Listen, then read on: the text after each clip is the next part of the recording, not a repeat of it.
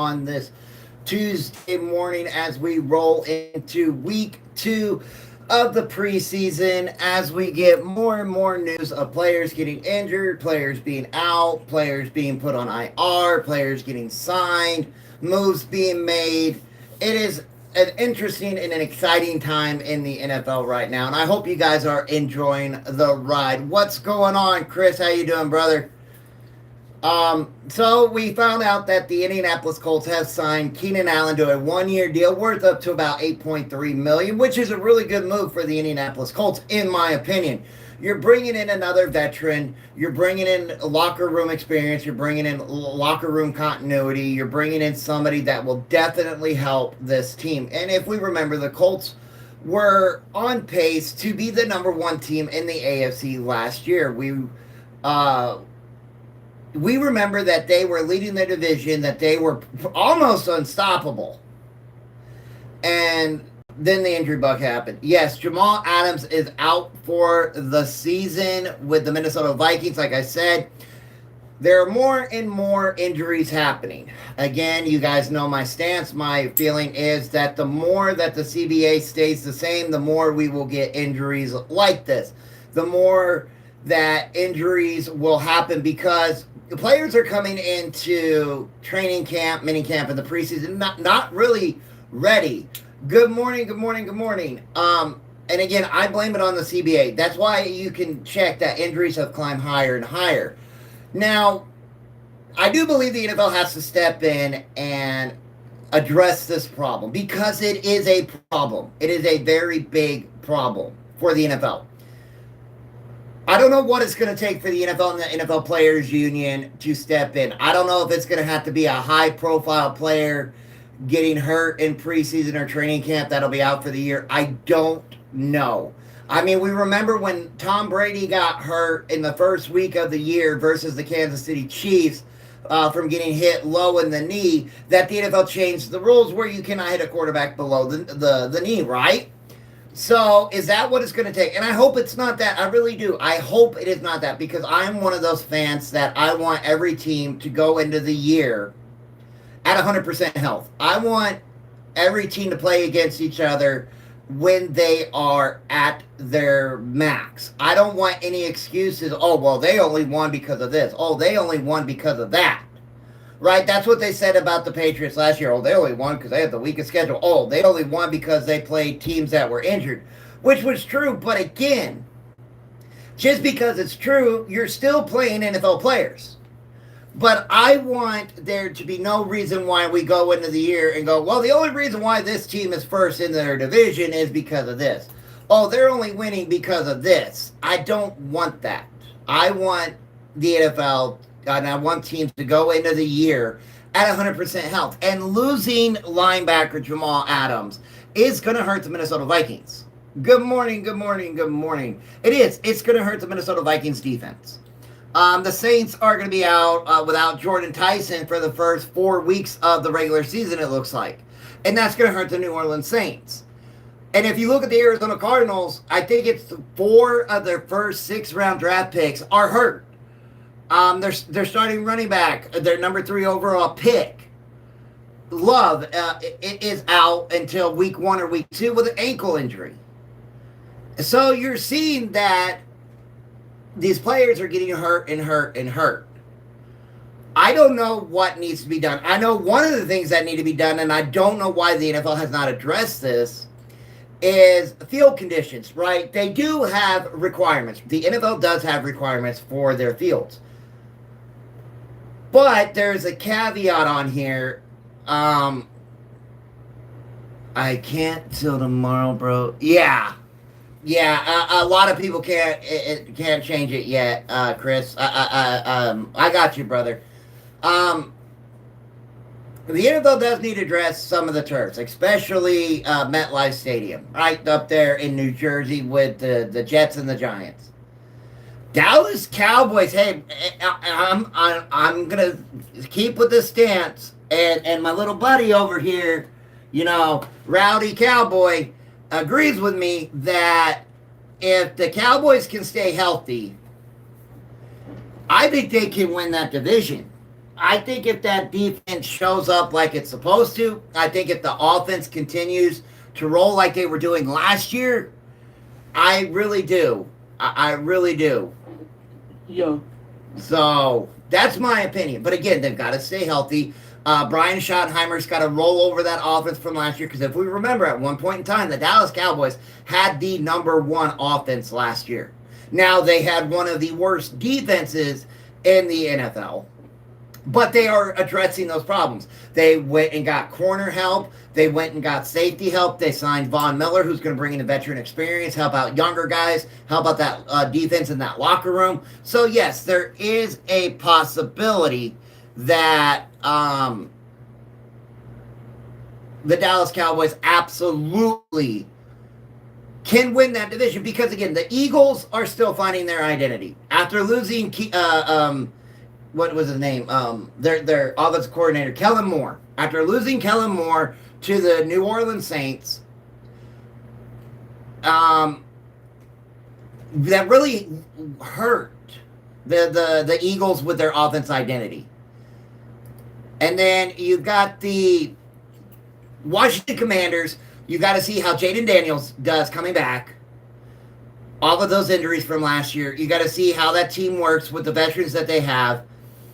And then you got the New York Giants who aren't there yet.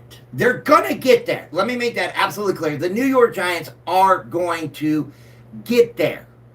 They're not there yet, but they're going to get there.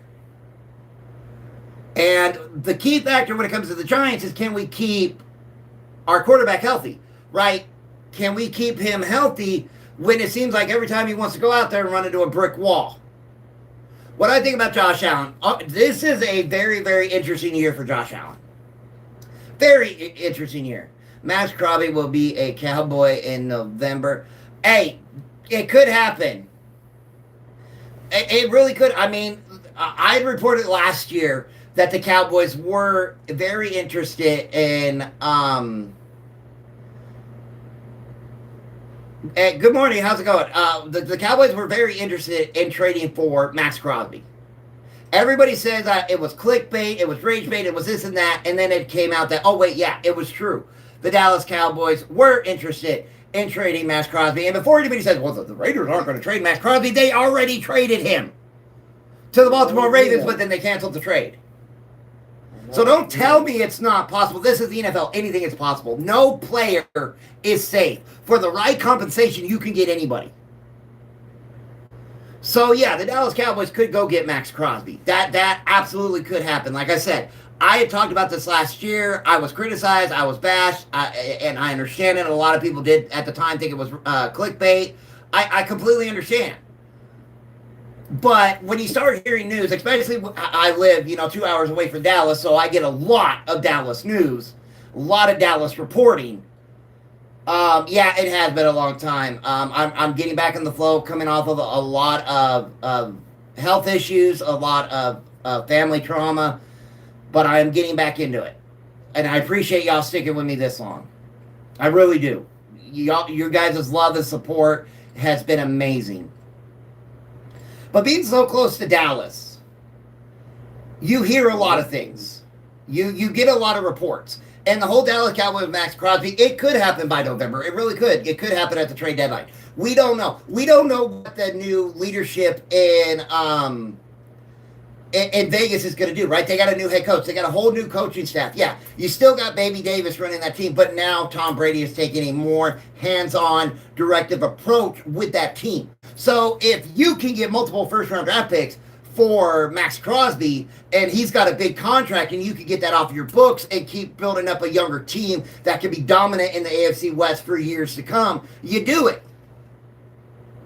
You do it. So I do think the Raiders could be 8-9 or 9-8 this year. I really do. I mean, you're going into the season with a veteran quarterback. You got the number one overall draft pick in Mendoza there sitting behind him. But they're not rolling him out yet at week one, or at least that's what it seems like. And then you've got Brock Bowers, you got Ashton Genty. They really revamped that interior offensive line for the Raiders, which was a big, big hindrance for the Raiders in 2025, right? When you go and get, wow, already unoriginal content. Wow, that's great. When you go out there and your first round draft pick, Ashton Genty, is getting hit in the backfield because your offensive line can't block. He was running literally right into them. So it really, it's a huge hindrance on that team. But now they fixed that interior. It was the same thing I said about the Los Angeles Chargers, right? The only sure solid thing on the Chargers were the ends. But it looks like they fixed that line a little bit. Now they got to stay healthy. Dallas, it was the opposite side. It was the defense. The Chiefs. I had said the Chiefs had offensive line problems, and I was proven right. They had running back problems. I was proven right. But I also said that the defensive backfield for the Kansas City Chiefs last year was not that good. It showed in the Super Bowl, in Super Bowl 59. And I had said that going into that Super Bowl. I had said, look, the Chiefs have not played a team like the Philadelphia Eagles in a defense like that, except for the Broncos, and they barely beat the Broncos. If it wasn't for a blocked field goal, they lose that game back in 2024. And then in 2025, you saw that their running game really was a hindrance, and Patrick Mahomes had to pick up the slack there. And I said that was going to lead to Mahomes getting hurt, and it did. I didn't want it to happen. I don't want these guys to get hurt. Let me make that perfectly clear. I don't want to go into week 1 this year on Monday night against Kansas City Chiefs and Mahomes not playing. They're Denver's only going to win because Mahomes is playing. I don't want that. Yeah, for real. Now you go and get the Super Bowl MVP as your running back, and hopefully, and again, you don't need him. You don't need him to be a 1,500-yard running back. You don't. You just need him there to take pressure off of Mahomes. It's the same thing in Denver, right? We don't need J.K. Dobbins to be a 1,500-yard running back. We need him to be about 8 to 1,000-yard running back with our backup running backs getting about 500 to 700 yards between both of them. Just to take pressure off of Bo Nix, just to open up the playbook more. And that's the thing about these teams. You can't, right now, defenses are getting faster, right? Defenses, especially your defensive ends, they're getting really fast. So you want to have a running game that can take pressure off. You want a running game that can take pressure off of your quarterback, which opens up your playbook. And that's what every team should go. That's what all 32 teams should look into, right? You want a running game that takes pressure off of your quarterback. And think of how many young quarterbacks we have in the league right now. Think of how many second-year, third-year, fourth-year quarterbacks we have in the NFL. There is a multitude. I think there's like 12 or 13 starting quarterbacks that have only been in the league for a maximum of 4 years. That's almost half the entire NFL. So you want a running game to take pressure off of them. Tyler Shuck in New Orleans. Jackson Dart in New York with the Giants. Bo Nix with Denver. Jaden Daniels with Washington. Caleb Williams in Chicago, right? Cam Ward in Tennessee. You want a solid run game. Again, if you're a head coach, you want to think about it, right? You don't want to put all this pressure on your young quarterbacks. You want them to have a balance that helps them out. Well, it's not really an option. It's more of a balance. Somebody to take that pressure off of your young quarterback. Somebody to take the pressure off of all the decision making. You don't want to constantly be in 2nd down and 9, 2nd down and 8, 2nd down and 11. That's what I mean. Like the quarterback has options to right, Jojo. Quarterback, receivers. Right, and what is a rookie or a young quarterback's best friend? Tight end. You need to have a good tight end. Vegas has that. Brock Bowers, right? Look at how Strange was doing in Jacksonville with Sunshine and how he was really helping. Now Sunshine has been, Trevor Lawrence has been in the NFL for a minute, but having Strange there before he got injured, good morning, really helped him. And that's a problem in Denver. For the last 2 years, our tight end room has been bad. I agree. Yeah, but I think it's going to be better this year. And so, I mean, I'm still under the impression that Carson Beck is going to be the starting quarterback in Arizona. And what does Arizona have? Trey McBride, one of the best, if not the best, tight ends in the NFL. Look what Travis Kelce did for Patrick Mahomes. Look what has gone on in San Francisco with Kittle. And so you see these younger guys have a good tight end presence. Good morning. Let's look at Philly. Does Philly really have a good tight end room? It doesn't seem like it. Right?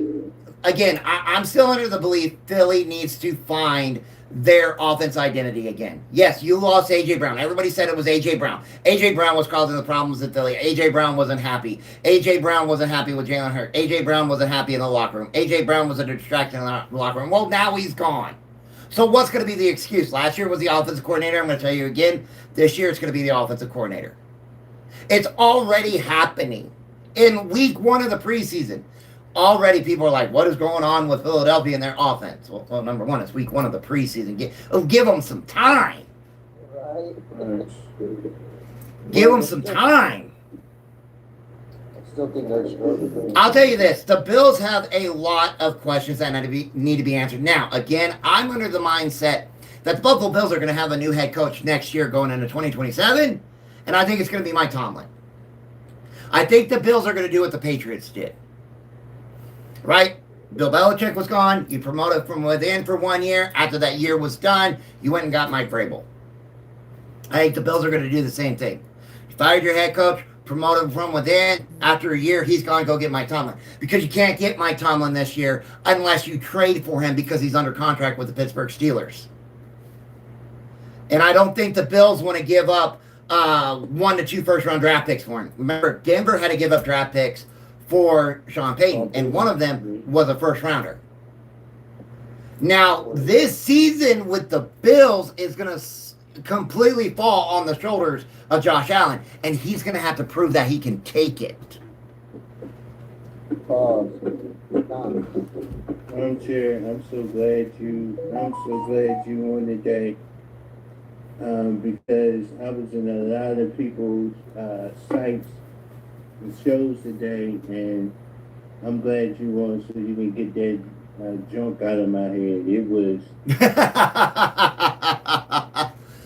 you had people saying that the Minnesota Vikings was going to the Super Bowl this year. I've heard that a lot. I have heard that a lot, brother.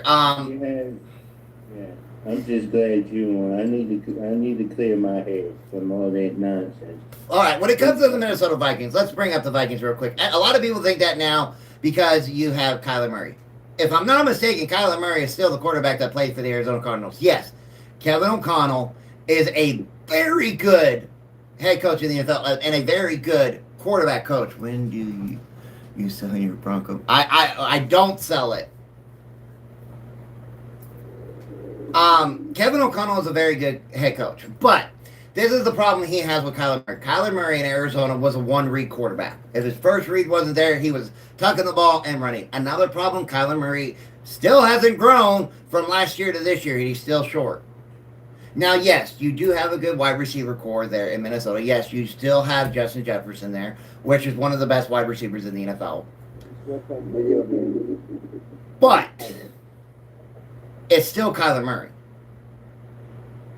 And until we see a turnaround with Kyler Murray, we have to go on the knowledge that we have of Kyler Murray. We have to go on what we have seen of Kyler Murray. We have to go on the tape we have of Kyler Murray. Now, if we get to like week 8, week 9, and the Minnesota Vikings are 6-2, 6-3, then we can sit here and have a legitimate conversation about, are the Minnesota Vikings dangerous, right? But you still got to deal with the Green Bay Packers. You still got to deal with the Chicago Bears. You still got to deal with the Detroit Lions. Now, when it comes to the Lions, I love him, love their head coach to death. I do, but the man's got to quit going for it on every fourth down. Take the points when you can. How many games did the Lions lose last year because they didn't take the points and went for it on first down? A lot. So, and I love him. I do. I love their head coach, Dan Campbell. I absolutely do. He is a great player's head coach, but the guy's got to get out of his own way. He's got to get out of his own way. And I hope he does. I really do.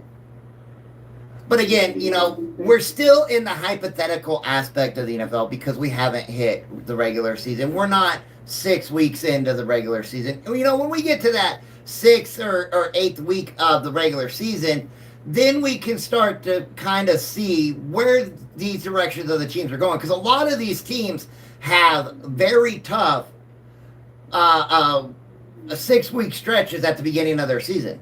A lot of them do. The Cardinals are one, the Broncos are one, the Chiefs are another. They have very tough games, a lot of divisional games at the beginning of the year.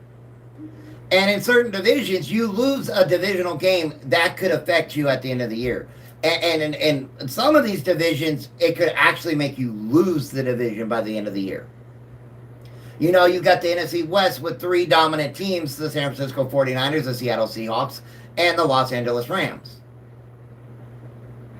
I still think the Cardinals could play spoiler in that division. I don't think the Cardinals are going to come anywhere close to 3rd or 2nd place in that division, but I think they can play spoilers. You lose to the Cardinals, that loss in the division is going to hurt you come week 17, week 18.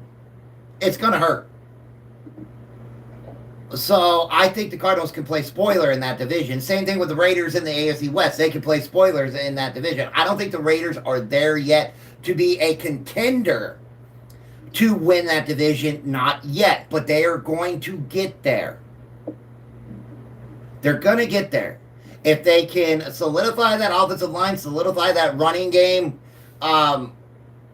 you're bringing in a rookie quarterback who's probably not going to play much this year unless there's an injury with Mendoza.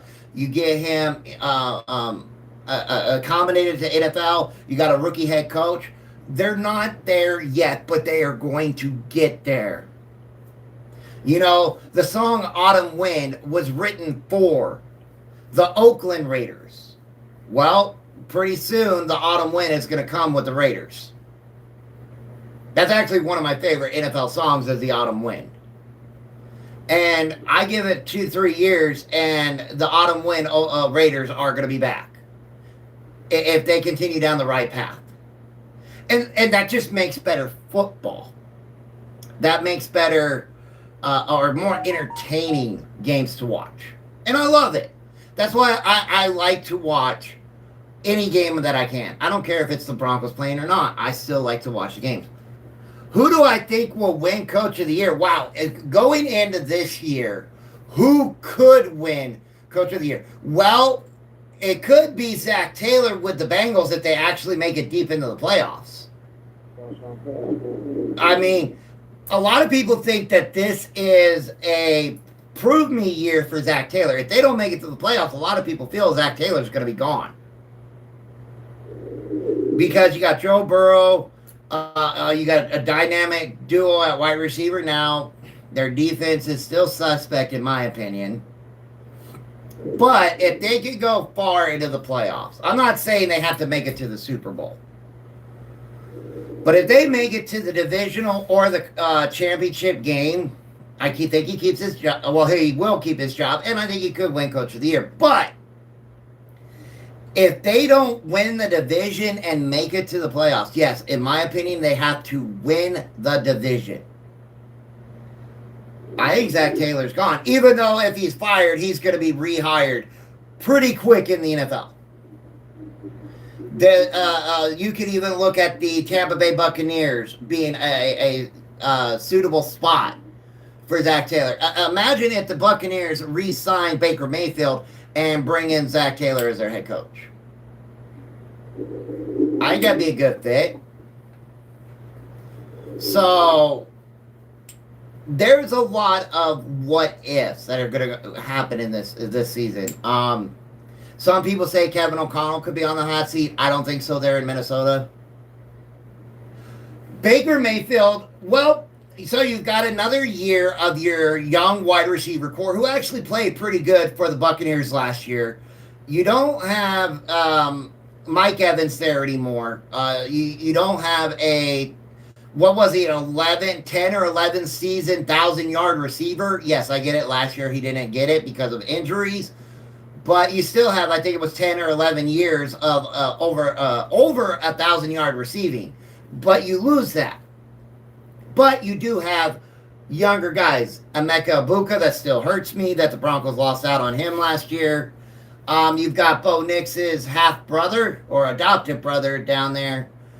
And so, even though he's short and not really big, he is sure-handed, lays out for footballs, and he's a speedster. And he's going to help the Tampa Bay Buccaneers. Now, the key factor is, with the Buccaneers, you're playing against the Carolina Panthers, who won the division by a half a game last year. A lot of people think that the Panthers are going to be dominant this year, and they're forgetting that the Panthers only won the division by half a game. I mean, they still won the division, but it was by a half a game. That division was wide open going into week 18 with 3 teams. So the Saints still could have won that division with all the problems the Saints had. But now you've got the Saints that are with Kellen Moore, Tyler Shuck, rising up in that division. Cam Ward going into year 2, you've got solid head coaching, solid coordinators, but I don't expect the Titans to really rise up that much in that division. You still got the Indianapolis Colts. You still got the Jacksonville Jaguars, and you got the Houston Texans. Now, yes, those 3 teams have their problems. The Jaguars, even though Bryce isn't in here, unfortunately, the Jaguars have a history of winning, losing when it comes to their seasons. The Colts were on the path to be the number 1 team last year until injuries hit them. Hold on, I'll be right back, armchair. Yes, sir. The Texans, C.J. Stroud has to remember what color jersey his wide receivers wear. So I'm not saying that the Titans are going to have a horrible season. I still think they're going to finish around anywhere between 8 and 9, 10 and 7. But I think they're going to do better this year than they did last year. I really do. I think they're going to be better this year than they were last year because of more stability with that team. And I love their new uniforms, right? I know it has nothing to do with it, but I love how they're introducing the old Houston Oilers with the Tennessee Titan logo and the colors and everything. I think it's great. But the Titans aren't there yet, right? That's the key aspect with a lot of these young teams. They're not there yet. The Giants with Harbaugh, they're not there yet. They still have a lot of young players. You do get Malik Neighbors back, but Jackson Dart is the solidifier for that team if you can keep him healthy. Who is the quarterback for Arizona right now? It is Jacoby Brissett. But I think there's going to be a quarterback competition in Arizona for the next couple weeks between Brissett and Carson Beck. I think Beck has a legitimate shot at winning the quarterback job or QB1 role in Arizona, right? They drafted him in the 3rd round. And when they drafted him in, I believe it was the 3rd round, I was watching the draft with my wife, who's a diehard Cardinals fan, and I'm like, there's your quarterback for the future, right there. And I'll tell you, the Hall of Fame game, Beck played great. Even against the Raiders, he played great. And so, I get it, they're preseason games, I understand, but these preseason games help you to see where they can go. That's how Bo Nix won the starting role in Denver, was the preseason games. I get it, he was a 1st-round draft pick. But what he did in the preseason showed Sean Payton that, yeah, this guy can run my offense. So, and you never know what you're going to have in a quarterback. Like, right? Did anybody think that Brock Purdy, Mr. Irrelevant, was going to lead the San Francisco 49ers to the Super Bowl in his second year? Did anybody think that he was going to lead them to the NFC Championship in his first year?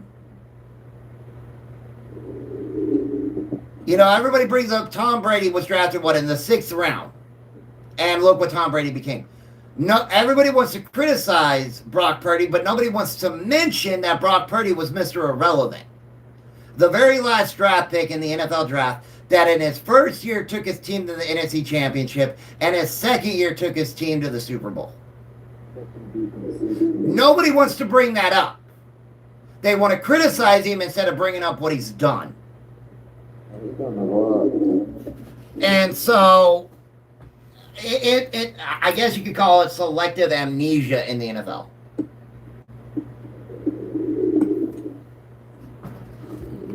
Because, if I'm not mistaken, Ben Roethlisberger won a Super Bowl in his second year with the Pittsburgh Steelers.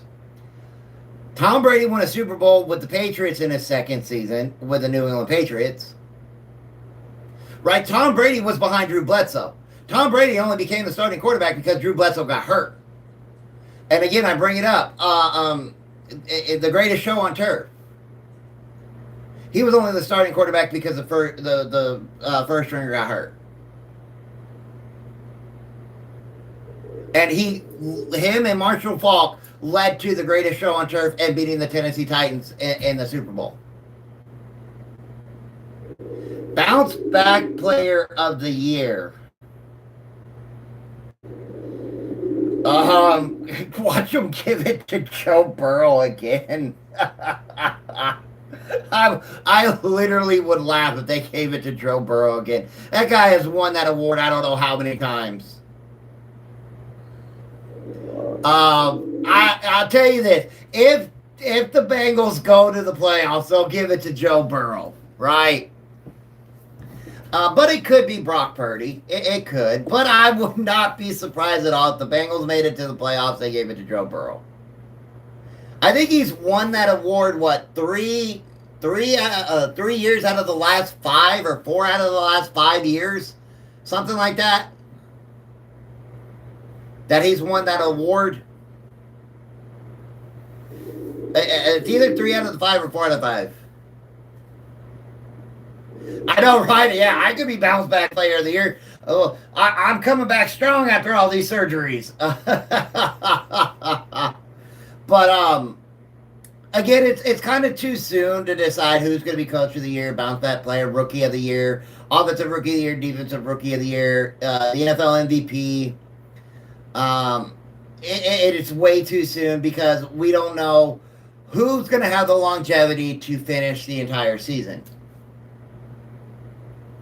Well, we've got what? 1, 2, 3 more weeks to the regular season because you got this week of preseason, next week of preseason, a bye week, then so 3 weeks. Because you got week 2 the preseason, week 3 the preseason, a bye week, and then the start of the regular season. And our first regular season game will be a Wednesday. I think it's on Netflix, actually.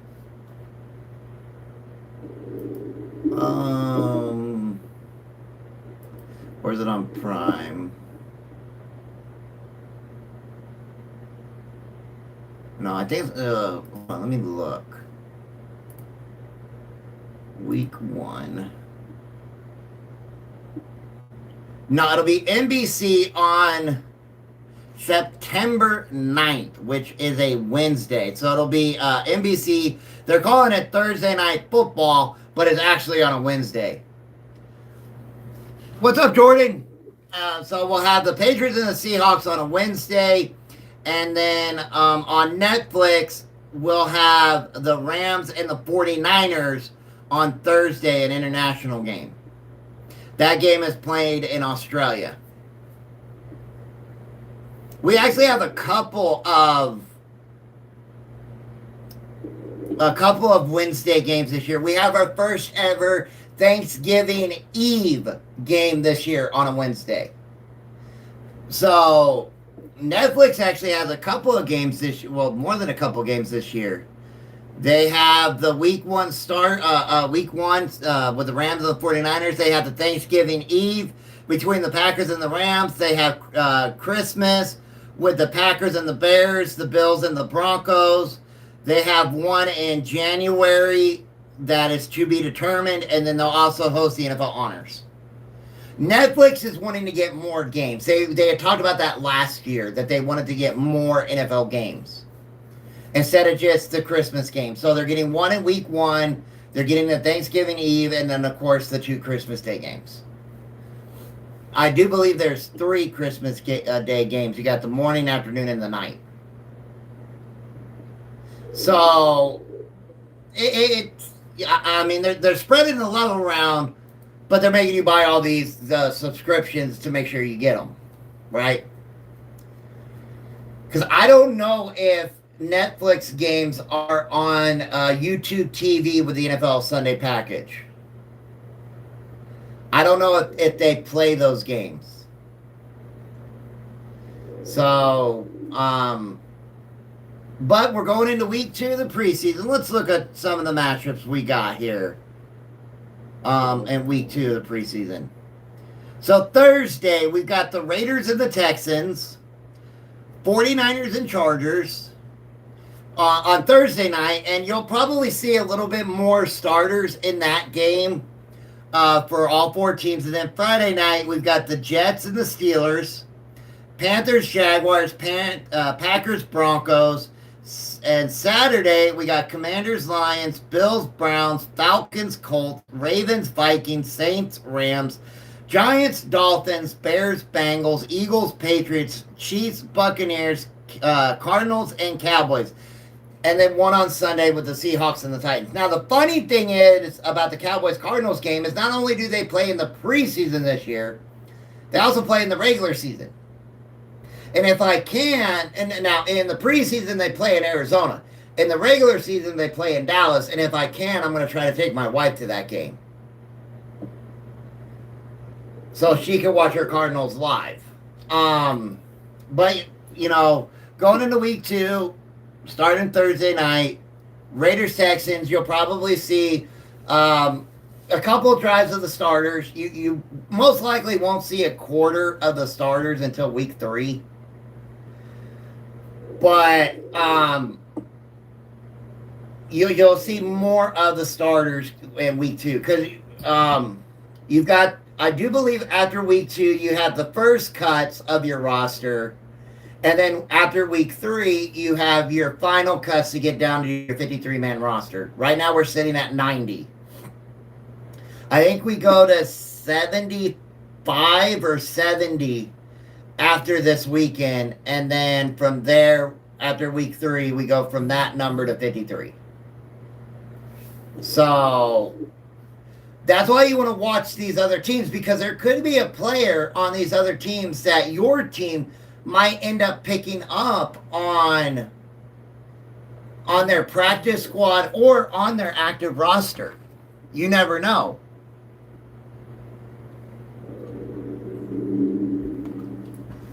So it's something you want to pay attention to, right? But yeah, you've got some good football.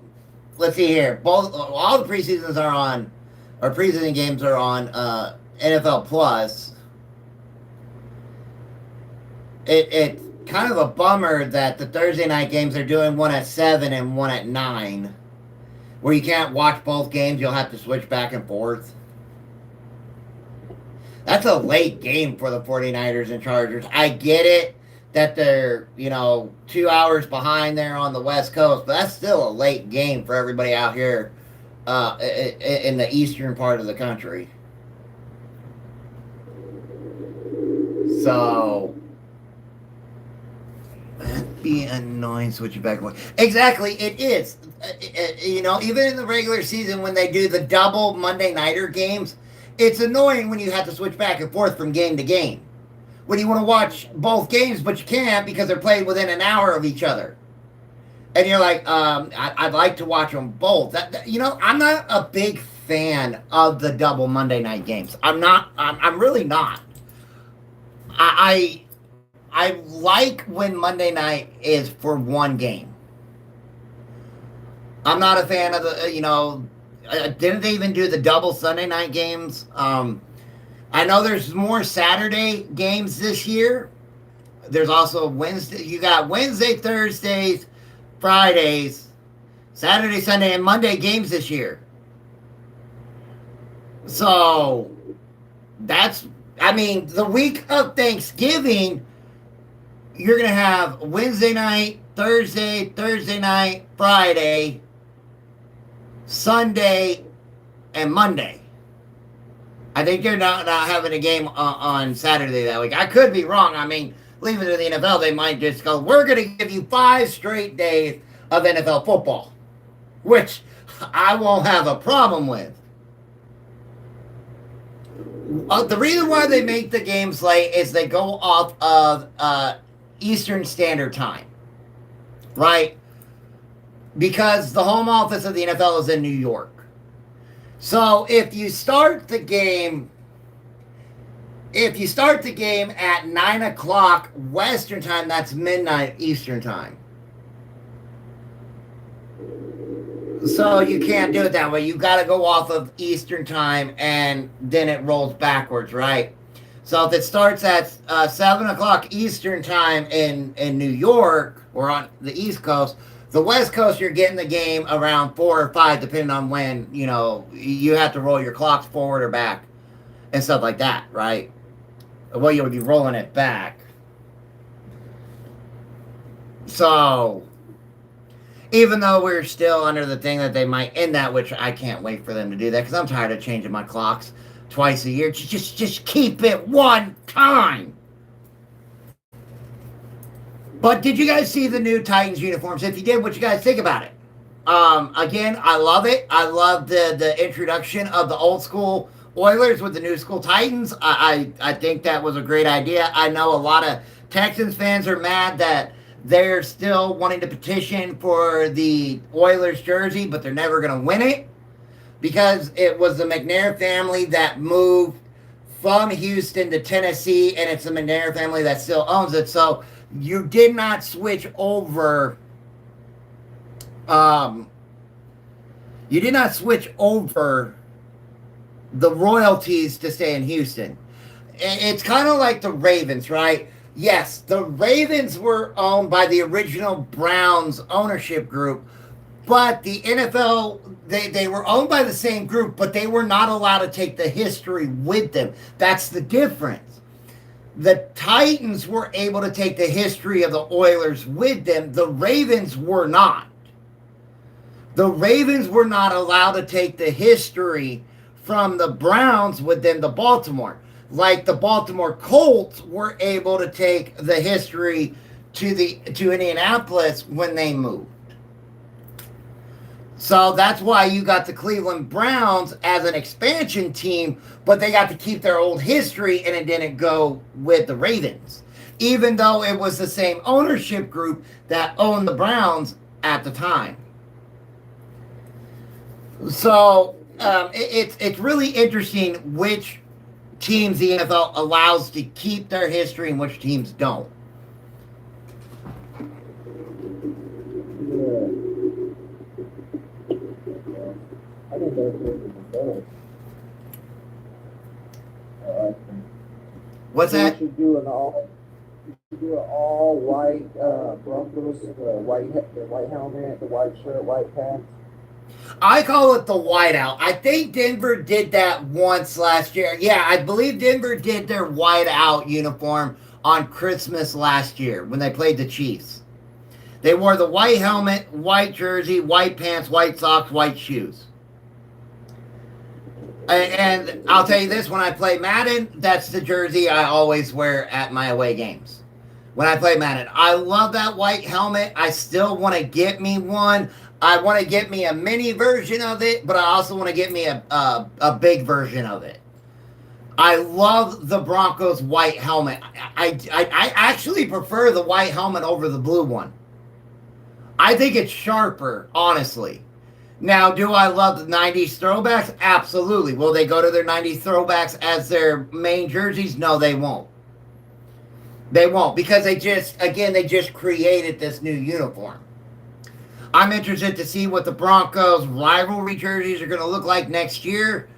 We still haven't seen what the rivalry jerseys are going to look like this year. They're supposed to announce them later this year. And so it'll be interesting to see them. Denver gets theirs next year.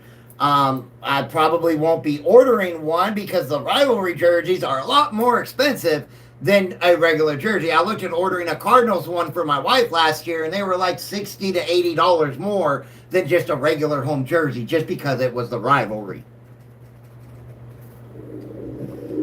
And I told her, I was like, look, I'll order it for you. She looked at the price and was like, no, you won't. So, but I do love the Broncos white helmet. I do. I absolutely love it. That is my favorite helmet of their modern uniform. Again, the sky blue 90s throwback, hands down, is the best. It is. Now, I know when Denver back in 97, I think it was 97, yeah, 96, yeah, starting the 97 year, when they introduced their uniform that they won their first Super Bowl in, they had talked about with the logo incorporating the old Bronco D on the helmet with the new logo, but they couldn't get it right. They couldn't get the scheme right, so that's why they didn't roll over that. And for the longest time, we all remember the Broncos navy blue was their home jersey and their orange was their alternate, and I couldn't stand it. The Broncos home jersey was always orange. You got the orange crush from it. And then to go to an all blue, I felt was like a slap in the face to the history of the Broncos. Now, I do get it. The Broncos have never won a Super Bowl in their orange jersey. I understand. That's why when we played in Super Bowl 50, even though we were the home team, we're like, yep, we're wearing the whites. Literally, that's why they wore their white jersey. Because in Super Bowl 48, they were the home team, wore the orange jersey, and absolutely got smacked by the Seattle Seahawks. Now, I'm not saying we lost to the Seahawks because we wore the orange jersey, and I'm not saying we would have beat the Seahawks if we wore the white. I'm not saying that at all. I'm just saying that's a superstition. And if you are a football fan and you're not superstition, there's something wrong with you. Like I'm about to do the thing I do every single year as we get close to the regular season, and that is put up my Christmas tree. I have done that for 25 years. 25 years. I have put my Christmas tree up right before the start of the regular season. I see that you move your room around. Oh, no. I'm talking about my main Christmas tree. Oh, you're I decorate the inside of my house and put my Christmas tree up before the start of the regular season. I have done it for 25 years. And guess what? As the old Snicker commercial always said, it's only weird if it doesn't work. So it's a superstition tradition I've always done. Just like I have another tradition that if I wear certain clothes on a Broncos win streak, right? If they win 2 to 3 games in a row and I wore the same thing, I will continue to wear the exact same thing every time they play. My grandpa, what he does, Broncos win, he puts his flag up outside of his house all week, and if they lose, he'll take it down. Again, if you are a diehard fan and you don't have some superstition, you got to come up with one. Takes his flag down. I think football fans' superstitions are some of the greatest things in sports. And we all know the Buffalo Bills superstition, right? Jumping through the table. My son-in-law, who is a Seattle Seahawks fan, wants to be part of that tradition.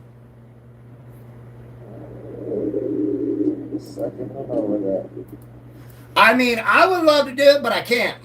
Number one, my wife said, don't even think about it. Number two, my body's like, no. Or they jump to a table. So, I mean, what are some of the other cool superstitions? I'll tell you the one that I'm pained of sorrow that I'll never get to experience live Turkey leg on Thanksgiving. is the black hole in Oakland. It's the black hole. I always wanted to get seats at the black hole in Oakland. So did I. I hear they are some of the most entertaining, nicest, and down-to-earth fans that you would ever meet at a game in the black hole. I mean, Atlanta's now got the shirt spin. What is it, going into the fourth quarter? I always wanted to meet Barrel Man. Oh, Barrel Man. Yeah, it's sad that he passed away. But they did build a statue of him. Yeah, that's awesome. Good morning, good morning, good morning. Yeah, they did build a statue of Barrel Man. I remember Barrel Man. How about, what was his name? Fireman Fred for the Jets? Fireman Fred, him and his brother. We're not going to bring up the Kansas City Chiefs one because we all know that story. If you haven't watched that documentary, I highly recommend that you do. It's great. Oh, I know. I've seen that. They have an inflatable mascot of Barrel Man. That's awesome. I have to try to find me that. I love Barrel Man. He was great. Again, you got the Viking dude with the Vikings. You got the I'll tell you who has some of the best. Well, now that we don't have the black hole anymore, in modern football, in my opinion, some of the best dressed fans when it comes to schemes, props, and stuff like that are the New Orleans Saints. The New Orleans Saints fans have some of the coolest costume designs. The Chargers have some pretty cool ones. Yeah, you got Charger head, right? That's the main one, you know, with the Chargers. It's Charger head. You got Pumpkin head with the Browns, who I think is cool. But when you go to the Saints, you got the Priests, you've got the Whistlehead, you got Darth Vader, and then with the Bills, you got Mr. Ice. I tell you, some of these guys, I would love to talk to them and ask them how long it takes for them to get ready for a game. Especially Iceman up in Buffalo. Well, can't forget the Saints, right? The Saints wore the bags when they were the Aints. I remember what were they? 0-16 Lions. I remember that. I remember that year. I remember watching that year. I was like, man, they couldn't win if it was handed to them. But didn't they get Matthew Stafford the next year after that season? So. Even the Cleveland Browns one year were horrible. When the who were horrible? Cleveland Browns. They're still continuing that. We're not out of the dog pound yet. And that's another thing I love about the Browns. The Browns need to make up their mind. Are they a freaking leopard or an elf, or are they the dog pound? Which one? Are we an elf or are we the dog pound? They do both. They do. They literally use on both. I'm like, guys, no wonder your team can't go anywhere. You can't make up a decision on who your mascot is. I know, I see that.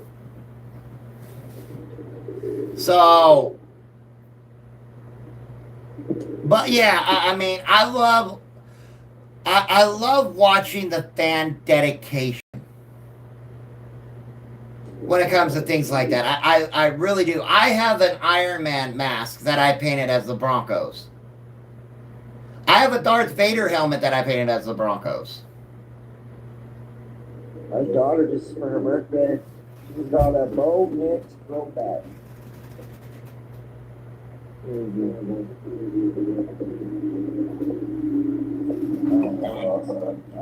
Okay, my thing. I know a lot of people love. A lot of people love the '90s throwback, but my favorite throwback of the Denver Broncos. No, I cannot. All sports. I know you changed your name, but I know that. I have multiple Darth Vader masks and helmets there, Chris. So I thought, sacrificing one for the Broncos was fine. If you go to my what from last year on my TikTok page, you will see my nerd collection. I did a complete video of my nerd collection, and yes, that is what I call it, my nerd collection. Nerd on TikTok of all of my collection. Now it has grown drastically since then. I'm gonna have to do an updated version, but I have multiple Darth Vader masks. I have 27 lightsabers. My Alien and Predator collection has absolutely grown. I'm a huge fan of Alien versus Predator, or Alien and Predator, and Alien versus Predator.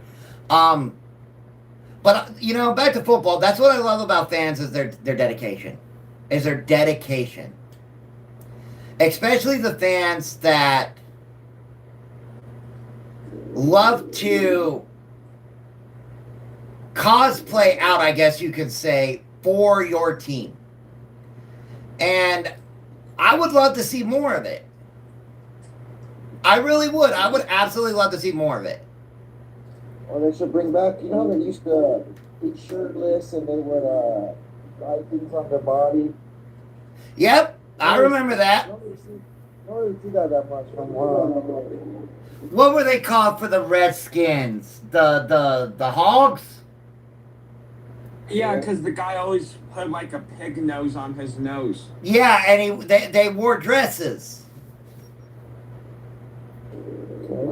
Yeah, the old it was a section, a row with the Redskins of fans. And then you had the Purple People Eaters. I mean, that was based off of their defense, but they took that and ran with it. Of course, you can't forget the oldest one of all, the Cheeseheads, Green Bay Packers. How did that even come about? Do you guys agree the best time in sports is the terrible tower, the best tradition? The terrible towel with their tradition. I don't know. I think you're going to, if you were to bring that up with Packers fans, I think you would start an argument between the terrible towel and the Cheeseheads. And the reason why the Cheeseheads came around was because of Green Bay, Wisconsin, because of cheese. That's where they make cheese. So I think if you were to get into a conversation with a Steelers and a Packers fan, they both would have a legitimate argument for their traditions, but I think the Packers might go a little bit further because of how old it is. Oh, yeah, when they play Renegade, yep. What is that, between the third and fourth quarter they do that? I think it's if they're winning in the fourth quarter. Hold on, guys, I'm getting a phone call.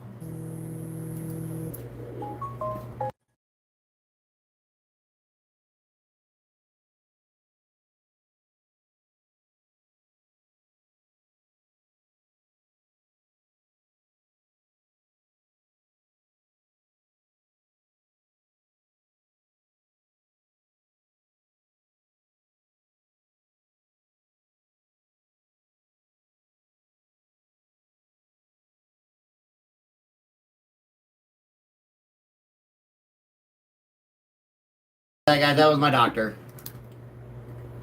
Alright. Caleb is looking good in practice. Caleb Williams. Well, Caleb Williams is going to have to roll over from last year. Now, this is the argument that I've been having for the last couple of weeks. Because a lot of people think the Jaguars, and why do I bring up the Jaguars when I'm talking about the Bears? I'll explain. A lot of people think the Jaguars aren't going to do as good this year as they did last year because they'll have film on their new head coach's offense and all that, right? But if I'm not mistaken, Liam Cohen was a rookie head coach last year. Ben Johnson was a rookie head coach last year with the Bears.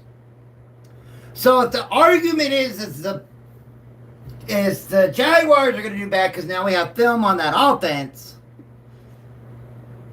can we roll that argument over to the Bears because now you have all film on Ben Johnson's offense? I mean, you can't make the argument, the Jaguars are going to be absolutely horrible because now everybody knows how to study Liam Cohen's offense because we're going into year 2. But the Bears, they're going to be great with Ben Johnson. It's like, you can't make that argument.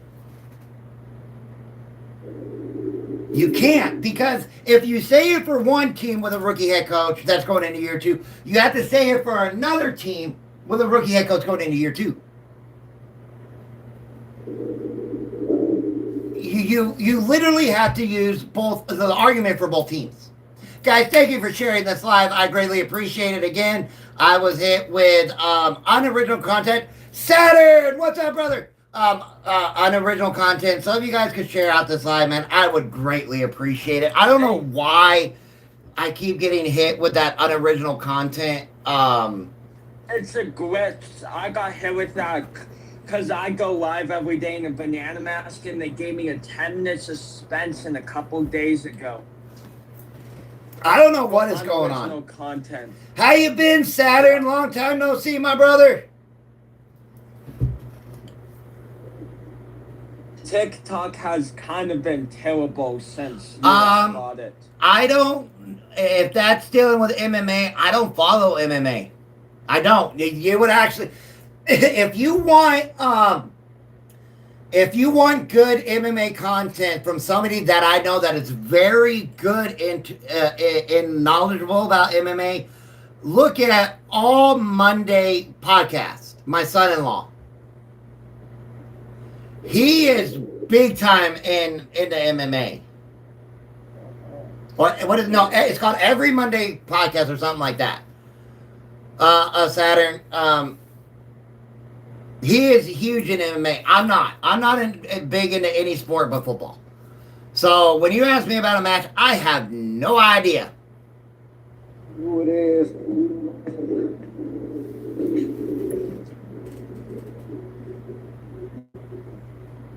But it's been a long time, Saturn. Been a long time, my brother. I'm glad to see you back here. But yeah, I thought with TikTok, if I logged completely back out and logged in, it would help me. It didn't. I got it within 10 minutes of starting this live on original content. And of course, my appeal got denied. Yeah. And they denied my appeal for me in a banana mask. And I'm like, I've been doing it since February. And I'm like, I never got an issue for that. I don't know what's going on. So I am part of Turf Talk. It's a podcast that we do every Tuesday night. And we're having problems getting our stuff spread out as well. We don't know what's going on. But I do love coming on here talking with everybody. So it's not like I want to give up this platform, because I don't. Because I love being able to come on here and talk football with you guys and spend time with you guys and just hang out. But they do need to fix these glitches. Big time. Yeah, I'm good, Kevin. Yeah, my issue is that, like, I've been fighting with TikTok since June. Like, everybody has been mad at them. I mean, if the Red Channel were to have a platform like this, yeah, I think everybody would go to it. But I'm glad that we have an area that we can talk about our football. We can talk about our love of the game, our thoughts, our ideas. We actually have a really cool podcast tonight on Turf Talk.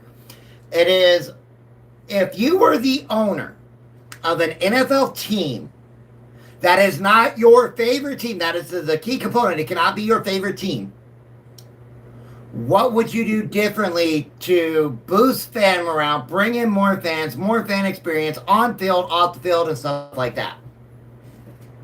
And we will be discussing that tonight. I will watch that tonight. I have no plans. So, and you know, that's the thing about the Broncos with this new stadium. After looking at the Buffalo Bills' new stadium and all the problems that fans are having with this stadium, right?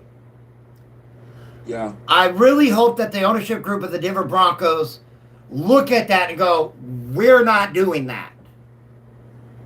We're going to make our stadium better. I get it. They want to put a retractable roof on it. I'm not a big fan of that because they're going to take out the weather games, which I think makes Denver football. But I get it that you want to host the Super Bowl and stuff like that. I completely understand that. As an ownership, I mean, you're dropping $4 billion on a stadium. So, yeah, you want that thing open as much as possible. Yeah, the thing with the retractable dome is because Denver kind of needs another concert venue because you know those host more concerts throughout the year. You can get the Final Four, WrestleMania. Absolutely. So that's why you want the retractable roof. I again, as an owner, I would understand it. I'm about to drop $4 billion on my own money. I want this thing open as much as possible.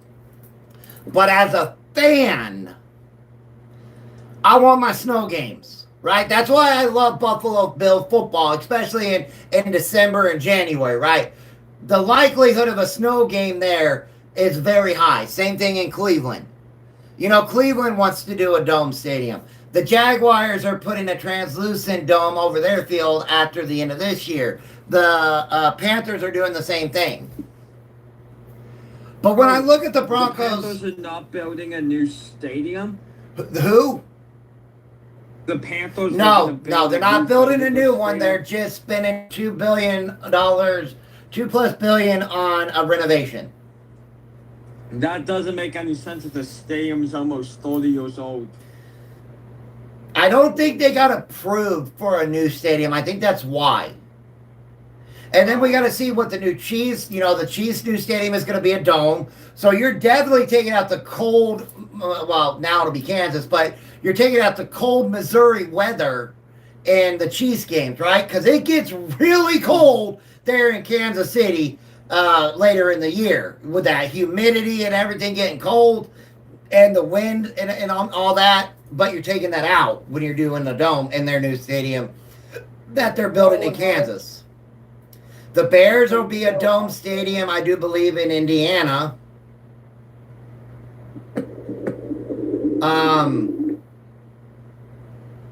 What are other stadiums that I heard of that are getting redone?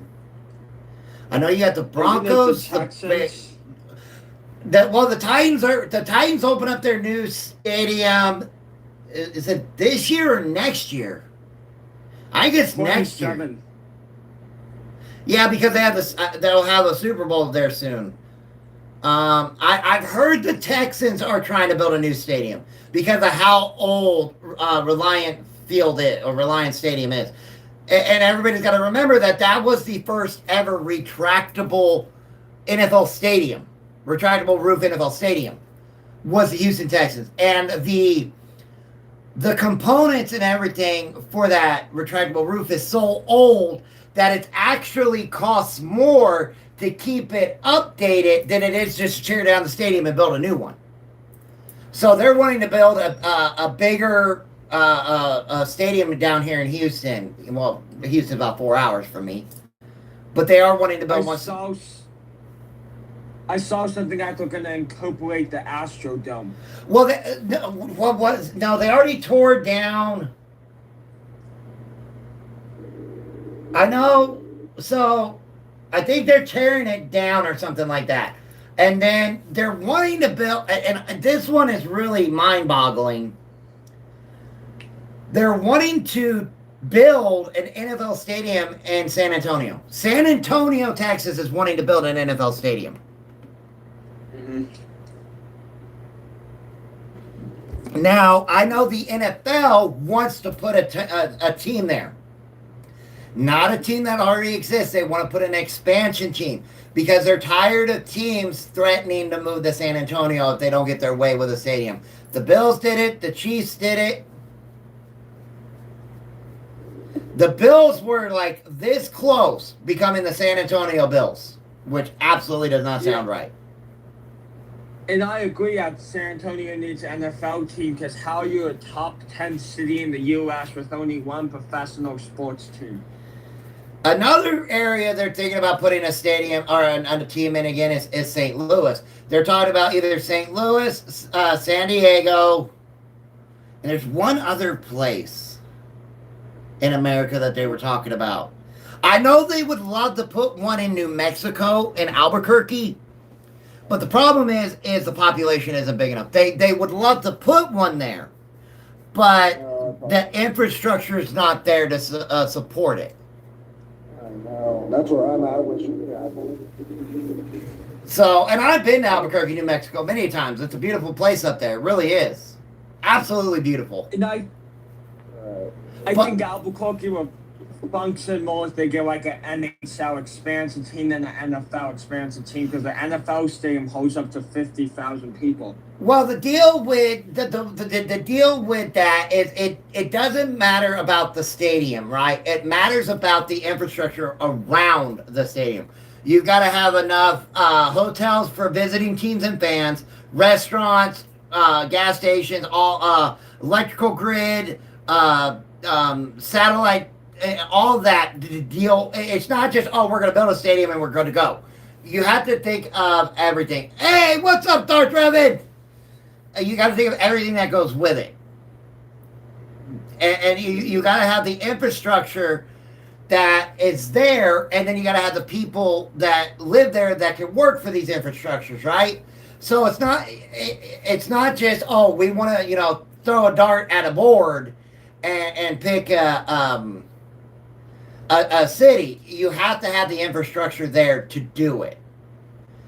And so that it's kind of like the requirements for a Super Bowl. It's not as strenuous of the requirements to host a Super Bowl as it is to do a new franchise, but it's not easy.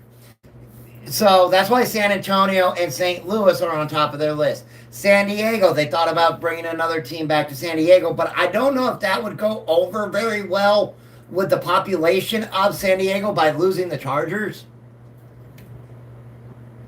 So, and of course, you still got the animosity of losing the Rams there in St. Louis.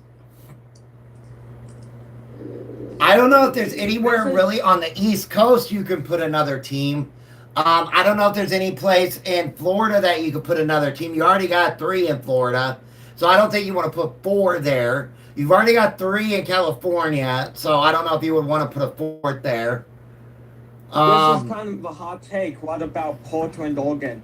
They have talked about Portland, Oregon, but the problem with putting one in Portland, Oregon is it's so close to Seattle. Mm-hmm. I have read that conversation many times about putting a team in Portland, Oregon, but the problem is the distance between Portland and Seattle is not that far. Japan, I don't think we will ever get a team in Japan in the next 10 years. I know they want, excuse me, they want 2 more teams in America.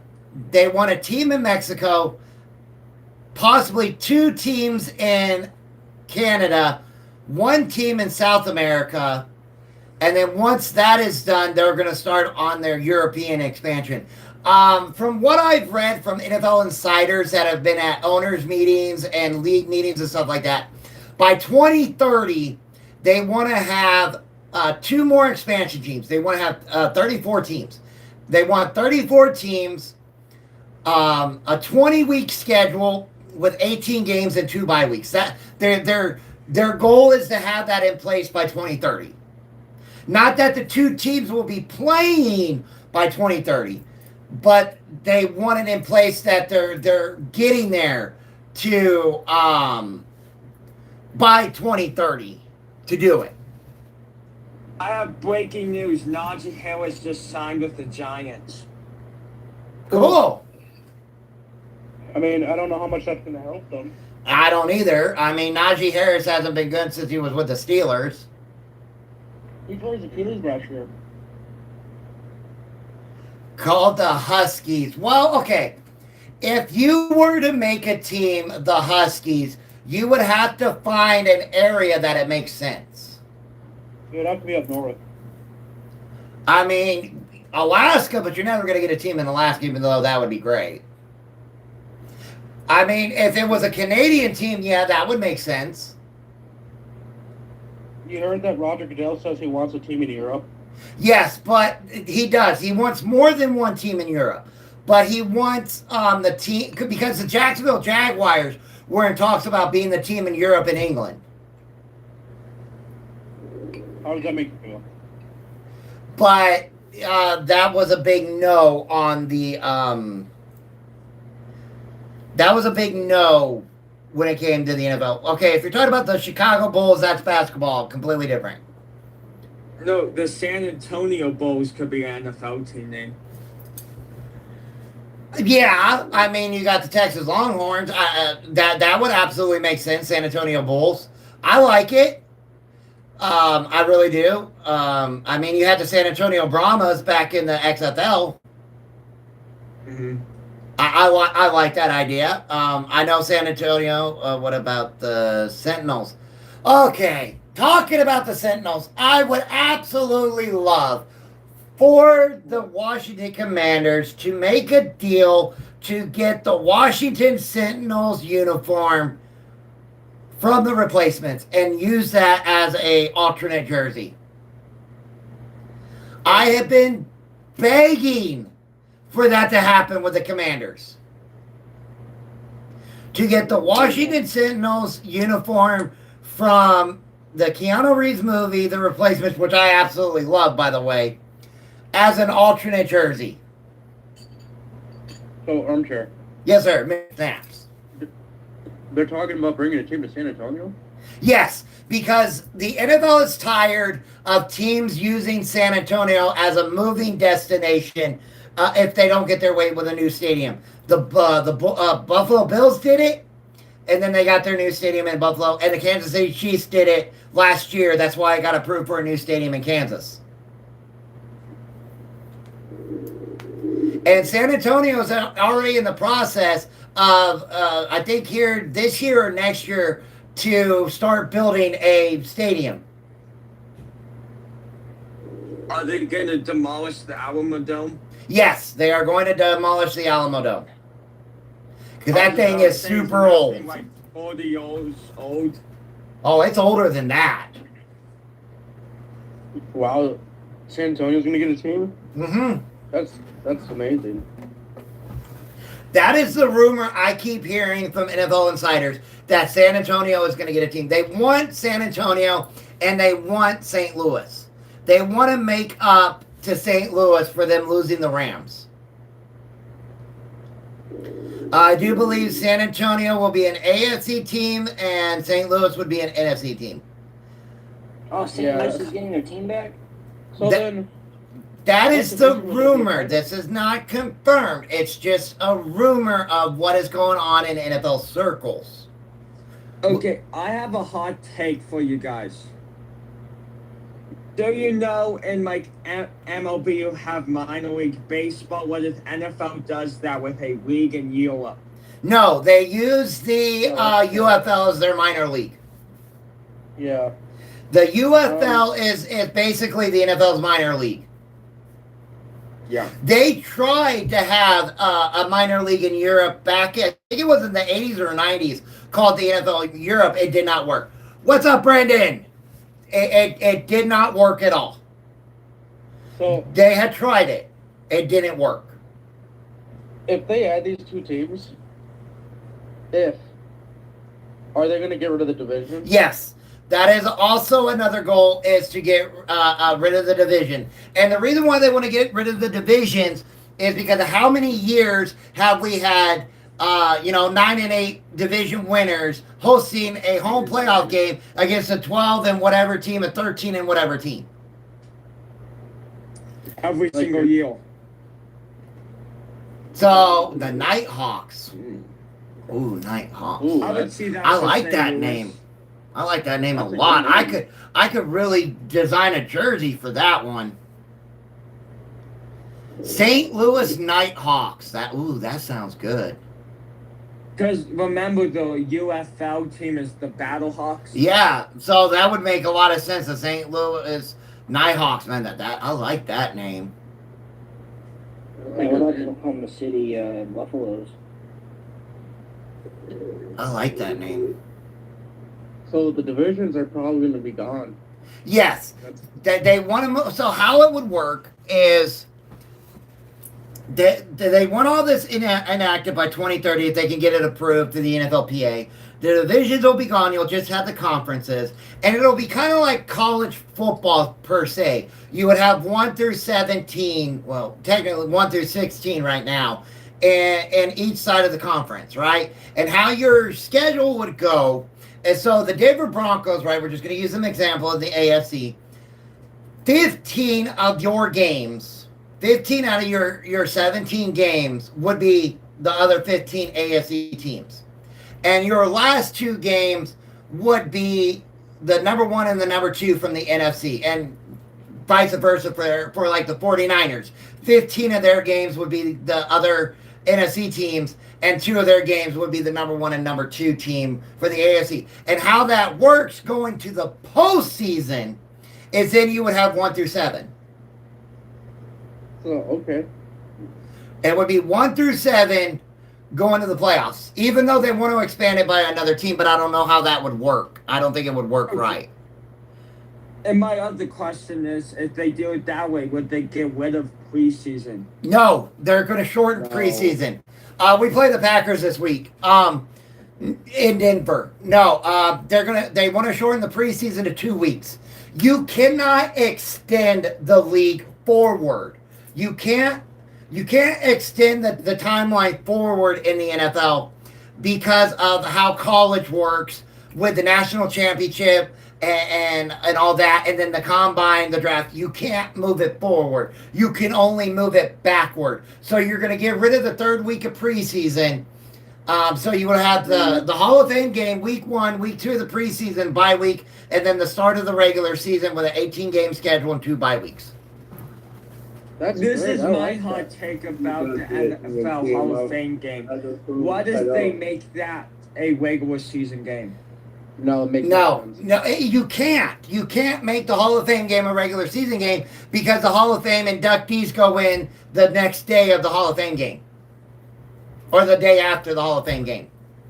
You can't mess with the time moving forward after the Super Bowl. You cannot mess with the time from the ending of the Super Bowl to the Hall of Fame inductees.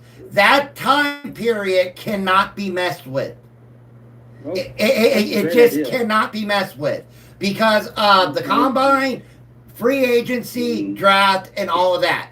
All of that cannot be messed with because then you're putting too much of a constraint on general managers, front office personnel, head coach, coordinators, and stuff like that.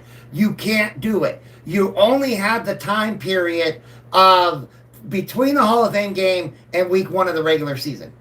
Because you got to remember, yes, it is a win-loss thing for the Hall of Fame game, but they really don't count the Hall of Fame game as a preseason game. It's its own entity. Yeah.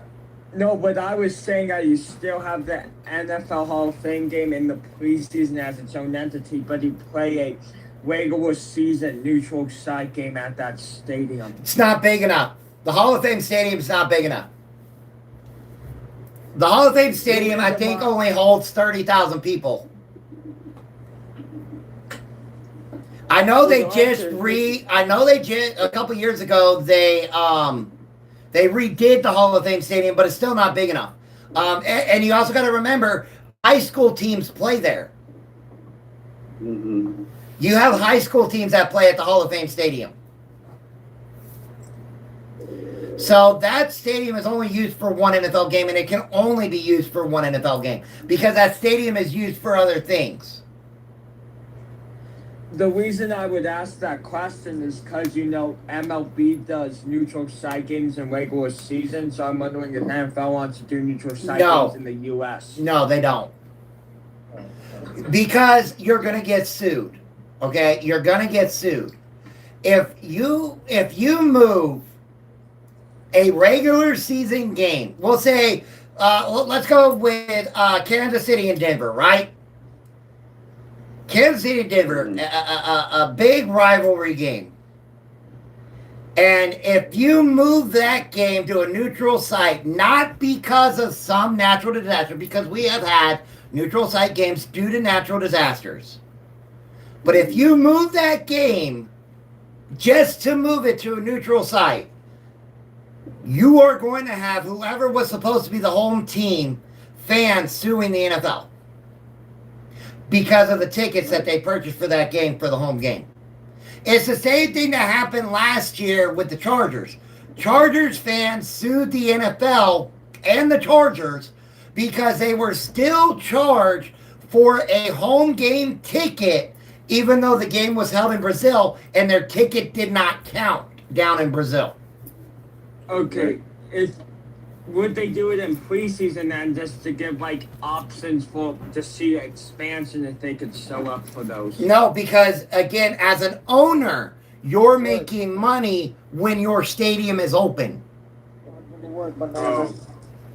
Why am I, as an owner of a $4 billion stadium, wanting to give up the money I'm going to intake on a preseason or regular season game to have a neutral site game? No, it's not going to happen. But that's a good idea. You get rid of the third week of preseason, 16 games, but then you get 2 bye weeks. Well, it'll be 18 games with 2 bye weeks. It'll be a 20-week season. And that means you would have to push the Super Bowl back. No, by moving the season forward, well, technically backwards, not forward, the Super Bowl date does not move. It's still the second weekend of February. Yeah, now, yes, I know this. I know they've always wanted to have the Super Bowl the weekend before President's Day or something like that because it's a federal holiday, even though there is a petition with NFL fans to Congress to make the Monday after the Super Bowl a federal holiday. There is a petition to Congress and the Senate to make the Monday after the Super Bowl a federal holiday. Should be. So, do you remember a couple years ago when fans were doing petitions to have the Super Bowl be on Saturday instead of Sunday? Well, because they want the day, because they're trying to get the day after the Super Bowl a federal holiday, and it hasn't happened yet. I even know, love him or hate him, but President Trump has wanted and has been pushing for the Monday after the Super Bowl to be a federal holiday. Because again, love him or hate him, President Trump loves the NFL, loves football. He owned a football team at one time. He owned a UFL team. He tried to buy, was it the Jets or the Giants? One of them. I think it was the Bills. No, it wasn't the Bills. I think it was the Jets before Woody Johnson bought them.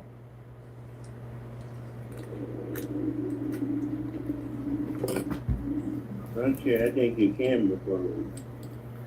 So there is still that petition, and you have presidential support to make the Monday after the Super Bowl a federal holiday. Now, this year, the Monday after the Super Bowl is probably going to be the highest divorce lawyer intake in a U.S. history. So, because this year the Super Bowl is on Valentine's Day.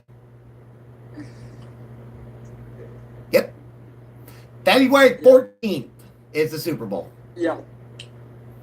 And I'm pretty sure right now divorce attorneys are stacking papers and getting everything ready.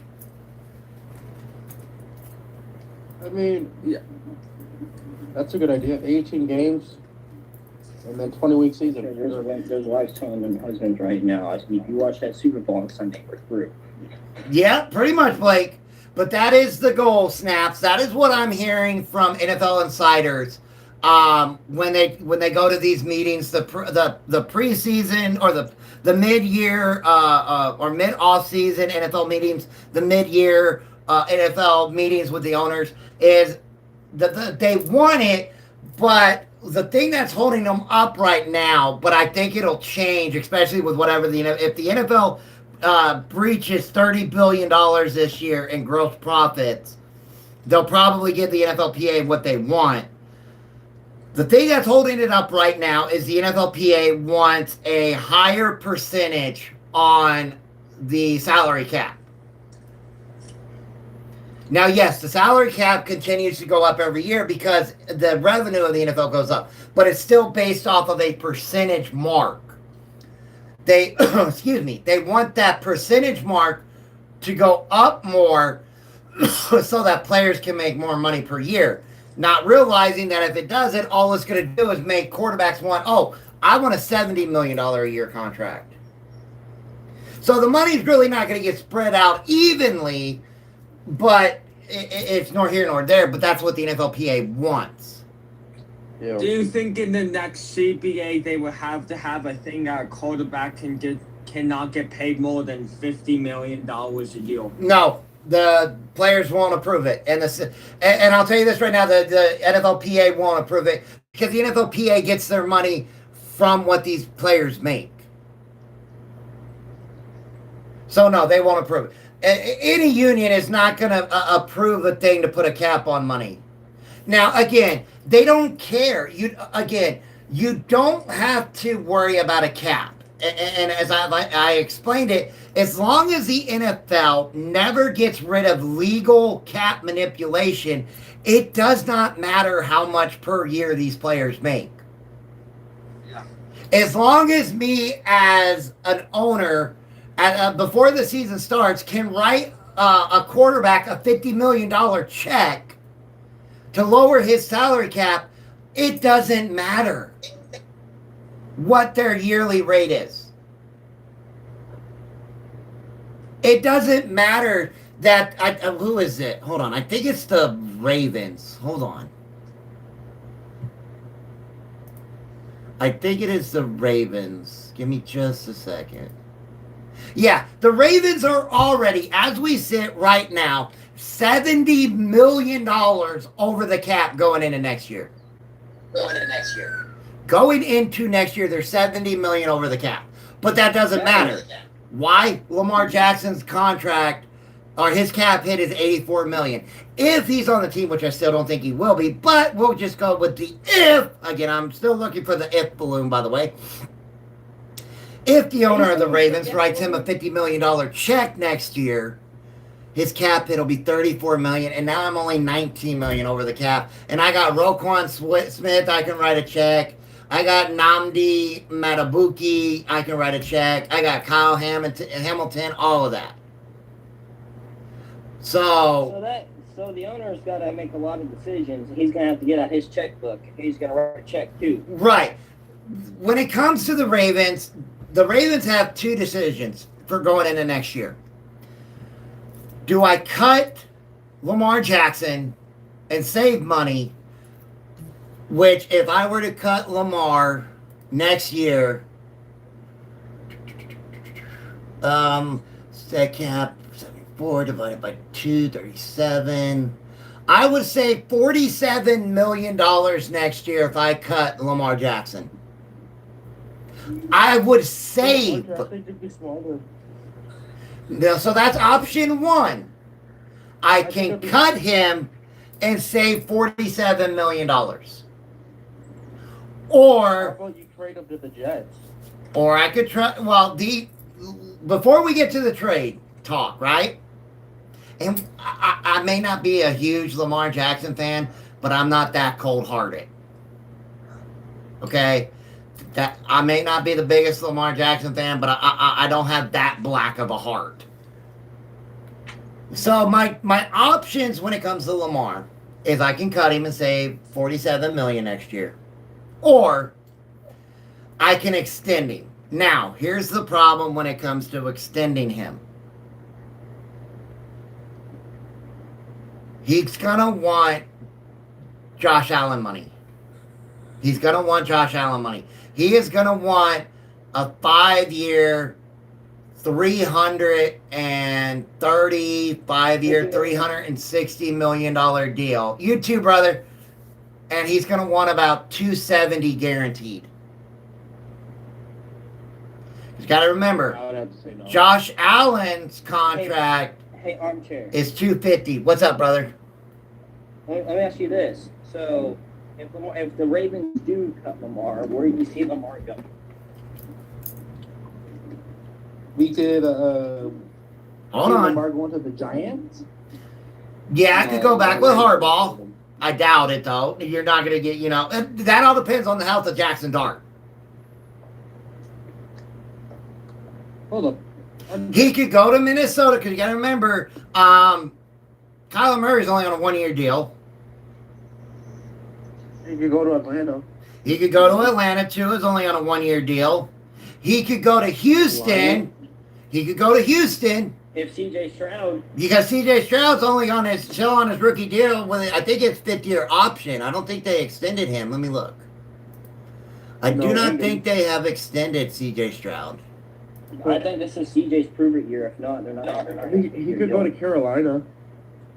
Okay, so next year, they gave C.J. Stroud his 5-year option next year. So he's still under his rookie deal. He's an unrestricted free agent in 2028. So C.J. Stroud's only making $11.5 million this year and $25.9 million next year. I see Lamar going to Atlanta. He's got a good receivers over there. He's got Pitts. They got a good defense over there. Hey, I like that move. They know how to use his play style. Absolutely. Atlanta is a great place. Houston's a great place. Could be a duo in the backfield. That's scary. Hold up. I could see Atlanta trading for him because they have the cap This is the space. Browns trading him for him. Well, the Browns don't have the capital to trade for him. Because you got to remember that Deshaun Watson's contract is still fully guaranteed. And you also got to remember, here's the big deal. When you trade for Lamar, he's coming in wanting a huge extension. That is the thing you've got to remember. Does Atlanta have that? Who? Hold up. Does Atlanta have the cap space? Let me look next year. I think they could. I don't know, Lamar to the Eagles? The Atlanta Falcons have $102 million in cap space next year as we sit right now. That They could would be have the enough. spot, but do y'all think Lamar would like Stefanski as a coach? I think Stefanski would be great with Lamar. I really do. I think Stefanski would be great for Lamar. So, Yeah, I liked all the pieces there. So Him and Drake. Hey, think about it. Him and Drake London would be really good together, and him and Bijan Robinson in the backfield with RPOs and stuff. And Yep. Lamar read could be offense. on the Rams. No. I think the Rams' future is Ty Simpson. Yeah. And you got to remember, they just extended Matthew Stafford on a 3-year deal. armchair. Yes, sir. There's another team that could trade for him. And I don't think Baltimore would say no. If the Jets offered them 3 first-round picks, 2 for this upcoming draft, and then 1 the next year, right? He doesn't know what a 128. premium player.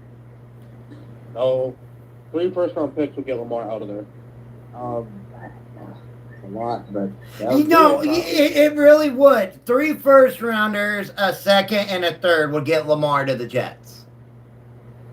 I mean, And the Jets have the Jets do have the draft capital. well, they also have the cap space. They They can got- pay him Josh Allen money. Let me look at what the Jets have next year in cap the space. Jets have a lot of picks, and I feel like money available for the future of their quarterback, whether they go through the draft or. So the Jets have $71.1 million in cap space as we sit right now. How much do the Saints have? Going into next year. Okay, and the Jets have 3. What is it? 2027. The Jets have 3 first-round draft picks next year. That's from Sauce and Quinn Williams, right? They have, they have three. They got 3 first rounders, a second, a third, a fourth, fifth, and 3 sixths. As we sit right now. Dude, How much is their cap space next year?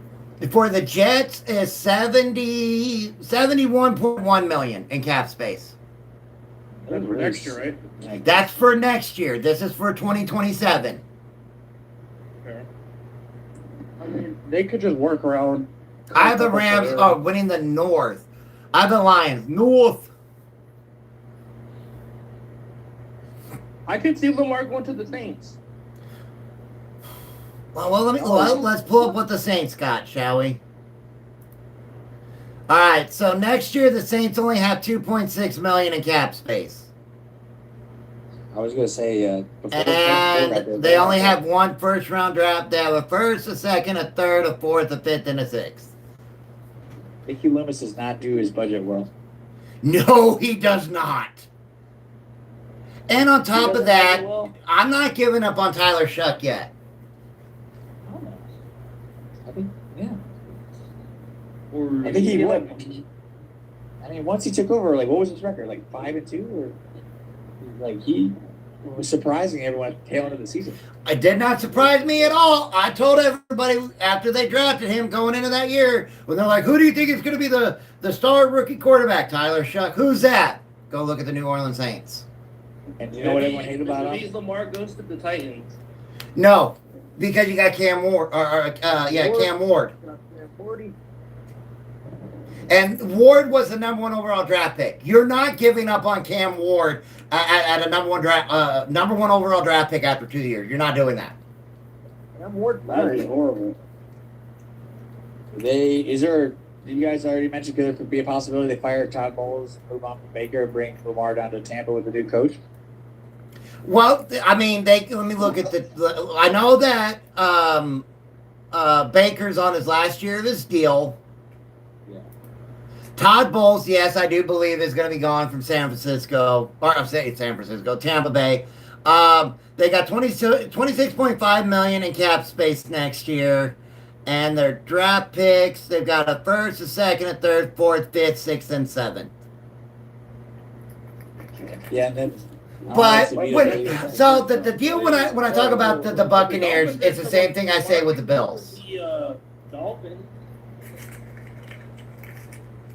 They are in the full rebuild, but I think they're paying off the debt from the last. Let me look at the Dolphins. What do they got? Let me look. What They're does broke because they're Miami paying got? off Tua. Does anybody watch the preseason last week and how everybody was just pretty much throwing ham sandwiches? Well, they do have the cap space next year, but you just traded for Malik Willis, who's going to make $25.9 million next year. They've got $84.6 million in cap space, but you just got Malik Willis, so you're not going to go for Lamar. Yeah, the only thing with Lamar to Miami is he's from there, and people would be like, he might want to go back to his hometown and play there. That's like only. Braxton, I'm looking at the Lions if my boy Dan Campbell can quit going for it on every 4th down.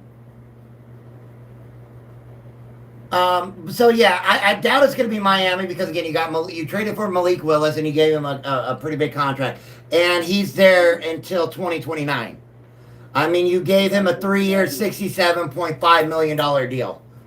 You're not going after another quarterback. Not when you just paid that money. What about Cincinnati traded Joe Burrow for Lamar Jackson? That would, oh my gosh, that would cause such a shift in the NFL North or the AFC North, which it'll never happen. Joe Burrow's going nowhere. If they don't make it to the playoffs, if the Bengals don't make it to the playoffs, the coach is gone. Zach Taylor's gone. They're not going to put the blame on Joe Burrow. And when we look at Joe Burrow, let's see here. I just remember. He's under contract till 2030, and he's got a cap hit of $54.5 million next year, and his contract is a 5-year, $275 million. You're not trading that. Did you already go over the Texans if CJ Stroud sucks? Yeah, so CJ Stroud, that's why we're talking about the Texans. He could go there because they only picked up CJ Stroud's 5th-year option. They haven't been talking to him about a long-term deal. And so this is his 4th year of his rookie contract where he's only making $11 million. And if he bombs out again, you know, the Texans would absolutely be a landing spot for Lamar. I think, didn't we say they had the money? See, I think that's like, yeah, I think if CJ doesn't show any improvement and they don't win this year. Well, they don't got the money. They're $49.1 million over the cap as we speak right now, but again, that'll all change. They did pay Daniil. So I just feel like that window's closing for the defense. yes, They're gonna just find that the next defense guy can for- only do so much if the offense keeps, you know, hindering them. I can see the Lamar going to the Packers. No, please God, no. Hold on, let's pull up the Packers. I'm a Bears The fan, Packers please are God, no. $2.9 million over the cap as we speak. Jordan Love is under contract till 2029, and he's got a $42.4 million cap hit next year. Not going to happen. And they also they're the kings of draft and development. That's they like Love. He's a good quarterback. The first time they break their history of drafting the quarterback early, let him sit forever, and then I think Tampa makes a lot of sense. I think Houston makes a lot of sense. Because again, Baker's on the last year of his deal. He hasn't got a new contract yet. You got CJ Stroud still on a rookie deal, especially if he doesn't perform better this year. It would be your 4-year experience, right? Oh, well, the armchair. Can we see Nick Sirianni get Lamar? No. I mean, hey, anything's they're possible paid- with Howie. Yeah, anything's With possible Howie- with him, but They're paying Jalen Hurts too much money. They can't. Jalen Hurts is under contract till 2029, and he's got a cap hit of $42.1 million next year. So you got to think, if they release, we're gonna go off the premise that they release Lamar. You're gonna have to find a trade partner for Jalen Hurts' contract.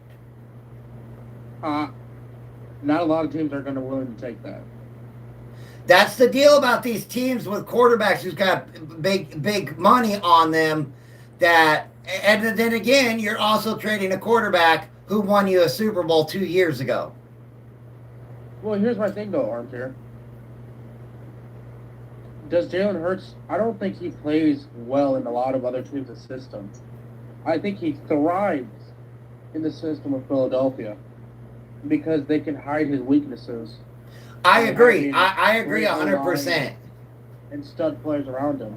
The Najee Harris news to the Giants really isn't that big of a news. Najee Harris hasn't been a good running back since when he was with the Steelers. And even then, they had problems with him. He was the most consistent, Can boring running back. we see Lamar on the Seahawks? No, they No, just gave because they Sam paid him. Darnold a huge contract. And I they think just gave Tampa makes the most JSN sense. they gave JSN a big contract. Witherspoon is a big contract. Oh, they just gave Witherspoon a gigantic contract.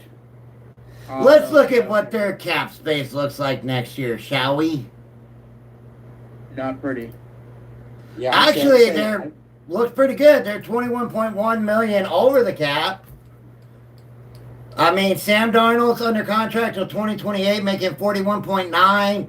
Witherspoon will make 21.1 next year. just paid JSN. Cross will make 23. Cup will make 18. Didn't they pay that one guy? They let Mape go and they paid the other dude. What's his name? Lucas Shadid. No, I forgot his name. The more we break it down, I think Lamar to Tampa makes most sense. It really does make a lot of sense, Lamar to Tampa. It does. Lamar to Tampa or Lamar to Houston. Those seem to me the two most likely landing spots. You don't think? I would say Lamar to Atlanta makes a lot of sense for me. I think, and also, like I said, he's a Florida boy, so he'll be close to family. Can we see Lamar on the Chiefs? No. On the No, cheat? absolutely not. Why? Patrick Mahomes is under contract until the end of time. Yeah, dude. They're never. Yeah. I mean, when does his contract end? 21, 33, or 21.99 like Spider-Man? Like, you like 33? by then, like GTA 6 will be out. 2034 is when his contract ends. Yeah, why the hell would they have Lamar? I mean, yeah, his cap hit next year is 90.3 million, but he's going to get a fat check. But he's under contract till 2034. I mean, I'll be almost 50 years old when that dude is done with this contract. Yeah, you got a decade contract, right? I mean, that's what happens when you bring 3 Super Bowls to a team, multiple-time AFC. How long champions. was Brady with the Patriots, right? 20 years. Yeah, and if you give him the bigger contract, you can move the money around more. If you like for He was like 20 years. You do what Brady did. You get the big contract and you keep pushing the money back. Yeah. It's like, oh, hey, bud, we're going to pay you this much this year. Oh, wait, we need to bring in some pieces to help you. We're going to pay you a little bit or a lot less this year. Keep it down. And that is one thing I loved about Tom Brady, right? A lot of people didn't like Tom Brady when he played for the Patriots, and I understand it. Everybody was tired of the Patriot, whatever. The Patriot dynasty, like what they want to say with the Chiefs. But if I'm going to give respect where respect is due, Tom Brady getting these long contracts where he pushed all the money to the back so that he could have players around him. If he didn't do that, you wouldn't have Randy Moss. You wouldn't have had Gronkowski for so long. I think the O-line was always great there. Too. You wouldn't have had your O-line players. You wouldn't have had a good, solid defense. Nope, no Dante Hightower, no those guys. Nothing. Could we see the Raiders pick up Lamar? No, you just got they drafted for Mendoza. you got Mendoza, the number 1 overall draft pick. That'd be a sick pick. That would be the dumbest thing ever if they did that. But guys only take team-friendly deal usually when they win the Super Bowl, and they know there's going to be. Very structure. true. You're 100% true. A lot of quarterbacks that take team-friendly deals win Super Bowls because it allows their team to use that money for other players to come in and help him win a Super Bowl. Yep. Tom Brady did it. Peyton Manning did it. Patrick Mahomes is doing it. Drew Brees did it. Elway did it a lot. Elway did it. But typically you gotta win first. He won 2. I'm saying like typically the guys take the team-friendly deal when they win one. But you got to remember, back in Elway and them's time, at one point in time when they played, there was no salary cap, and those players were not making anywhere near what players are making today. I mean, Jeb Kelly's a perfect example. He would always take cheap contracts and then continue going to Super Bowls. Did he? I don't know. Who? Jim Kelly. Yeah, he went to Super Bowls and he lost them. Hey, but he always had a cheap contract, a team-friendly deal. I've been trying to let other people on, and now that there's 6 people in here, for some reason it won't let me go to 8. It's keeping me at 6. It was doing it to me yesterday. It would not let me have 8 people on the panel. It would only let me have 6. I can look it up. Was any of those Super Bowls Jim Kelly lost his fault? I feel like No, it wasn't. Good overall. No. So when you look at them, right, now, the 3rd Super Bowl, that one was a disaster, right? They lost to Dallas 52-17. Yeah. The next year, they lost to Dallas 30-13. The year before, they lost to the Redskins 37-24. The one that was the closest was the kicker's fault. They lost 20-19 to the Giants. Wide right. Yep. Laces out, Ray Finkel. Laces out, yeah. Thank That you. sucks. No Bills Super Bowls. That's great. Only team to win 4 conference championships in a row and go to 4 straight Super Bowls and lose them all. You know what that Second's reminds me got to of? be suppressing. It's the most impressive and Hey. depressing kind of. They're doing it nowadays without making the Super Bowl. They constantly go to AFC championships. No, And they the just Bills lose have them not all. been to an AFC championship. Under Yeah, Josh Allen has never been to an AFC championship game. Yeah, he is. No, he hasn't. Bo Nix could have, but he got hurt. You sure Josh has never been to one? Hey, does that still count? Bo Nix has been to an AFC championship game, even though he got hurt. No, it doesn't count because he didn't play in it. He played in our hearts. I'll never forget. They've been to divisional rounds, and to my knowledge, Josh Allen has never been to a AFC championship game. He's 0-2. They either get eliminated in the wild card or the divisional round. 2024 and 2020 was the years. Oh, okay. Who'd they lose to? Let me guess. The Chiefs. Ding, ding, ding. If only Josh Allen could flip his regular season record against Mahomes to his playoff record. Man. Yeah, that is a big thing, man. Again, this is an interesting year for Josh Allen. I'm not going to say this is Josh Allen's year because it's not. You guys would take it as not what I mean. This year is the year Josh Allen has to prove he is the true leader in Buffalo. Because your head coach is gone. Your coaching staff is made up of, we'll just leave it at that. You got the highest contract in the NFL when it comes to guaranteed money. I mean, I think the hire from within was a great move from the offensive side of the ball with Brady or what's his name, Coach Steve, that they No, I don't like the hire within. I mean, look what New England did when they did hire within. Right, that you get Draw Bale for 1 year. oh come on. I guarantee they're going to fire Brady. They are. I think they're going to go after Mike Tomlin next year.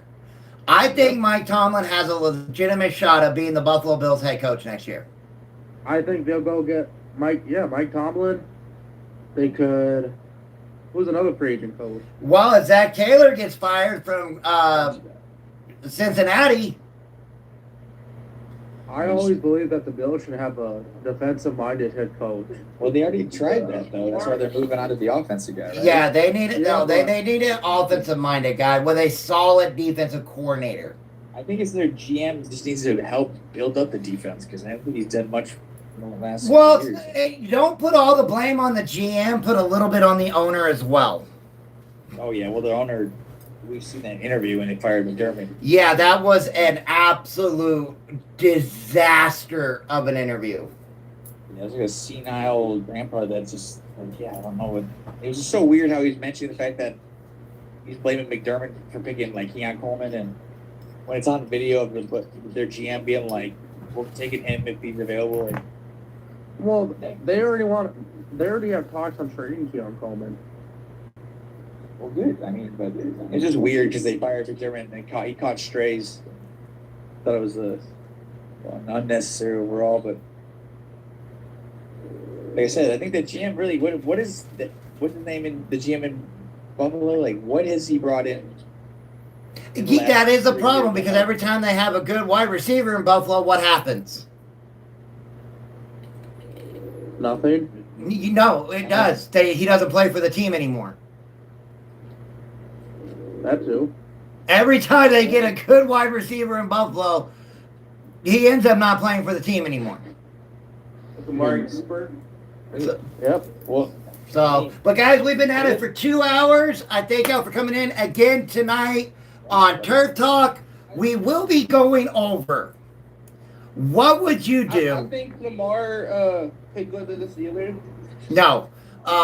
Tonight on Turf Talk, number one, you're not only as a free agent when you go there.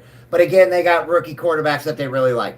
But tonight on Turf Talk, we are going to go over what if you were an NFL owner, not of your favorite team. That is the key component to this. It cannot be of your favorite team. What would you do different? What would you do stadium-wise, fan experience, for the fans, on the field, off the field? So please come and join us tonight at 7 p.m. Eastern, 6 Central. We will be going over that on Turf Talk. It's a great bunch of guys. Snaps is one of them on the panel with me. I hope y'all have a great rest of your Tuesday. Thank you guys again for coming in and hanging out with me. Please, Have a good one. Thank you for having me up. please come in and, oh, absolutely. Please come in and join our talk tonight on Turf Talk. It's a lot of fun. I think you guys will enjoy it. Wherever you guys are at, please stay cool. Please stay safe. I know down here in Texas, it is very, very hot right now. So make sure you're indoors. Make sure you're hydrated. I hope you guys have a great rest of your Tuesday. And always remember that I love you and my family loves you. And I'll catch you guys tonight. And I'll catch you guys tomorrow. Peace. Did you see Bill Rasmussen passed away?